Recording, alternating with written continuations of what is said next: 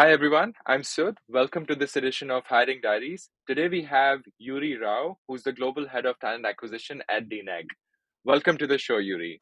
Great to have you here.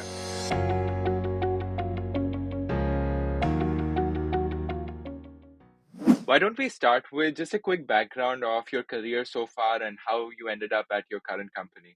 So I was working for Tech Mahindra for about 19 years plus, out of which half of it was in the operation space, and then I moved into recruiting.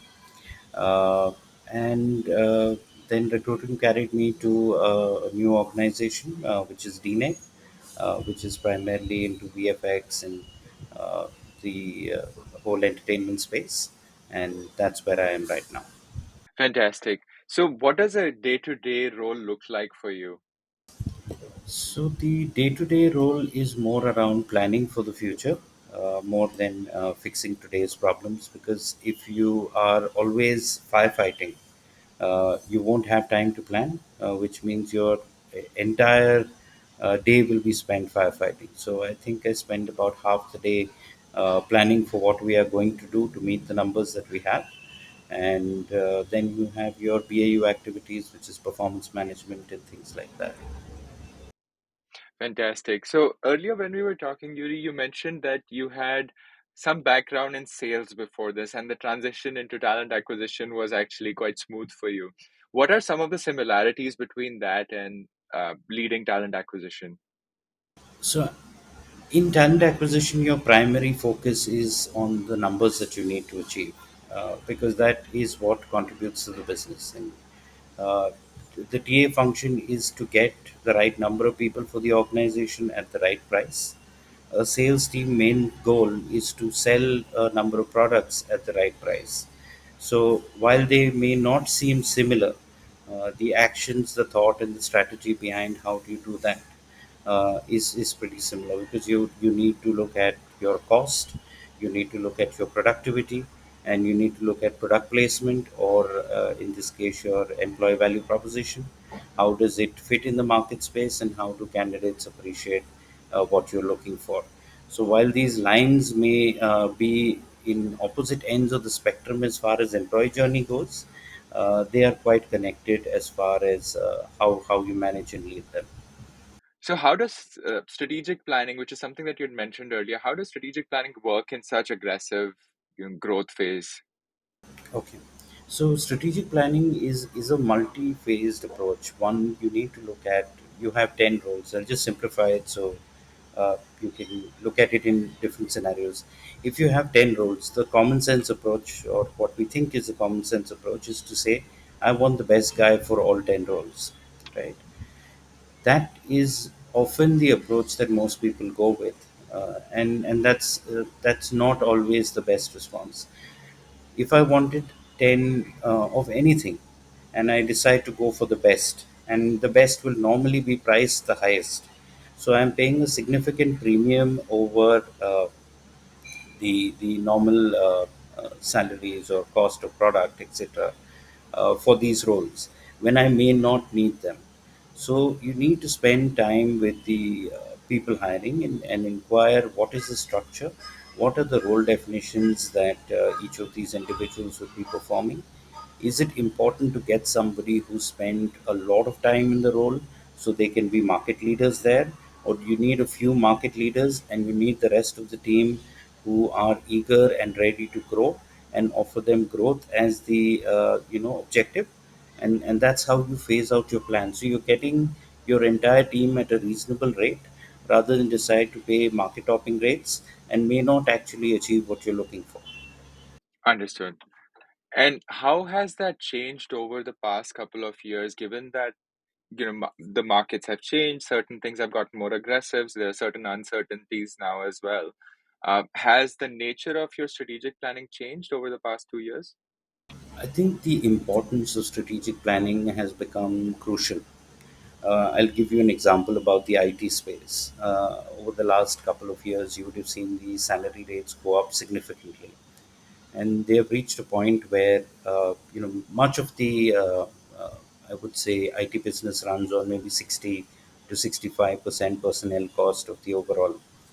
and the salary increases that you're seeing these days are significant to start upsetting that budget. May not be by a lot, but significantly.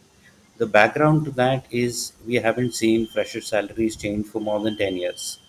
So it was a change that was forthcoming in any case. It's just that COVID and all of that accentuated the problem, and the number of people looking for software opportunities in the market, or other people with software background in the market, increased. And that's what brought about this change.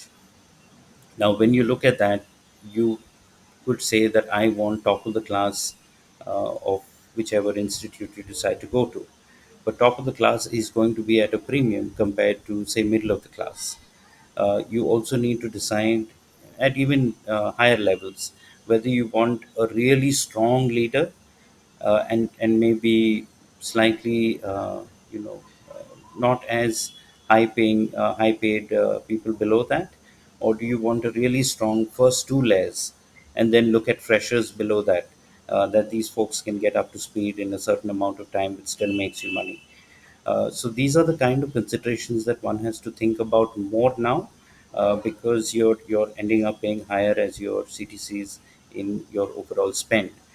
Previously, maybe it was acceptable to look at paying slightly more because the premium wasn't that much, and now the premium has increased significantly to a point that this is a decision that has to be made in order for you to be successful. Are there things that are changing in the business because of these considerations? As in, how are some of the businesses dealing with these cost pressures by increasing price or by increasing productivity? Are there some of those things happening? See, I think if you're looking at a mature industry, the productivity increases can't be done in leaps and bounds. There are slow improvements that you can factor in over the next 2 to 3 years, etc. So, productivity increase is only possible if you go down the automation route, and that expands the avenue for removing mundane jobs, and that's where you have robotics and a bit of AI, etc., creeping into the system to remove most of the repetitious tasks, so that you're able to reduce your headcount to channelize them towards more thought requiring tasks, even in the recruitment space. So obviously this is happening in the operation space and everywhere, even in the recruitment space, because of the value of people going up over time. And when I say that, I purely mean salaries, not anything else. Uh, the amount of understanding that automation needs to come in has increased. Previously, when you look at ATS was only in top organizations or really large organizations, and your mid caps and maybe small caps were running on Excel sheets and things like that. But now, when you look at the benefits that you have out of automating a lot of stuff, a lot more people seem to be seeing the value proposition coming out of that, and hence you're seeing more involvement out there, and that cuts out a lot of data entry jobs that you would normally see as part of any recruiting team, etc. So I think that's one change that you're seeing more and more in every recruitment team in the industry. So, continuing on that thread, which are the biggest opportunities for automation and productivity increase within the recruiting space? So, uh, recruiting primarily is getting the candidate out of a bunch of many. So, one avenue that you can look at, how do you involve testing or interviewing, etc. The second last part of the recruitment journey is collection of documents. That's another time-consuming activity along with data entry and all of that. So that these are the two big areas where you can see headcount savings coming in. If you're looking at primarily cost savings, the biggest challenge is around the interview. Now, when you do an interview, you're interviewing somebody basis, maybe you're doing competency based interviews, maybe you're doing stress interviews, whatever you feel like is most appropriate for your organization. But the error rate in the interview is a very unknown number. Everyone who interviews feels that they select the right people, and the error rate they measure is by the people who haven't been successful out of the ones that they have succeeded. But this is actually only half the number of unsuccessful candidates. So if you look at the overall number and then look at the problem size, that's large because your investment in interviewing folks, your investment in running a recruitment team for it could be anything from double or more of the number of candidates that you really need to do your job effectively is quite high. So the appreciation of including maybe automated interviews, video interviews where multiple people can access the very same interview and give their ratings on that, you tend to see a large shift in scores.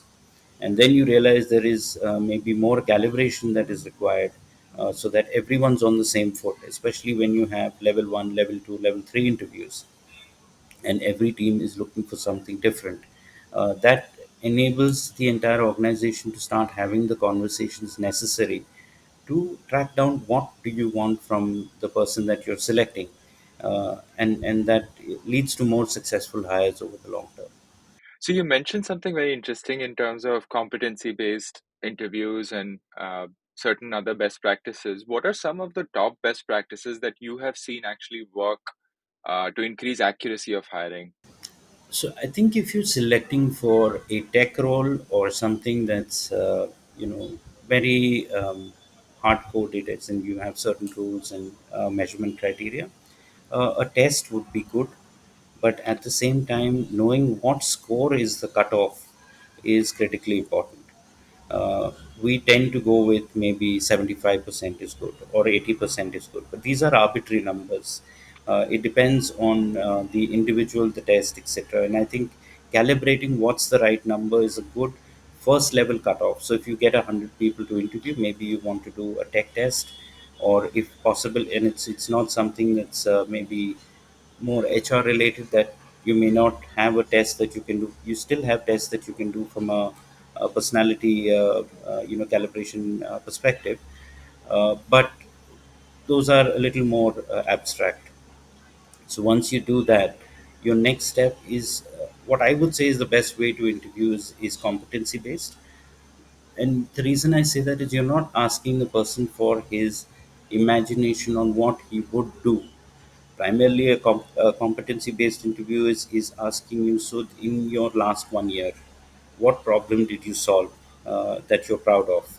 And once we delve into that, we go layer by layer. And how did you understand what the problem is? How did you appreciate the significance to the business? How did you come up with your solution? How did you execute your solution? And what challenges you had in that journey? So that gives me a vision into your entire thought process and how you interact with the teams around you.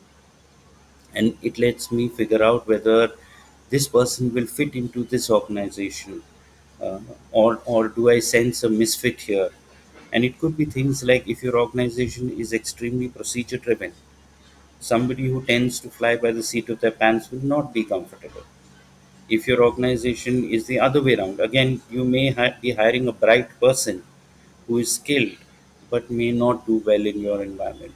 And those are things that you can then judge more effectively than seeing whether the person has the right things to say to you when you're asking the questions. Because one must understand there is such a thing as cold reading, and people are able to gauge the answers you're looking for by the way that you react to them during the interview. So it could be counterproductive doing it the other way around. That's a very good way to think about it. In fact, the way you talk about this, I can sense that you have a mental framework for evaluating what the candidate is saying versus what might actually fit in the organization based on its culture. Being a CEO myself of a company that has about 80 plus employees, uh, I believe that it's quite hard to do to have this, have a framework where you can accurately or in a methodical way judge culture fit. Now, what has helped you develop this mental framework? Is this something that other organizations can adopt, or is this something that you created for yourself?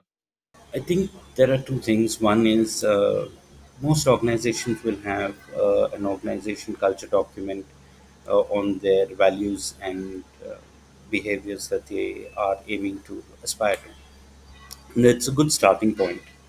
But at the same time, one must be honest with oneself to understand that what is the real culture of the organization.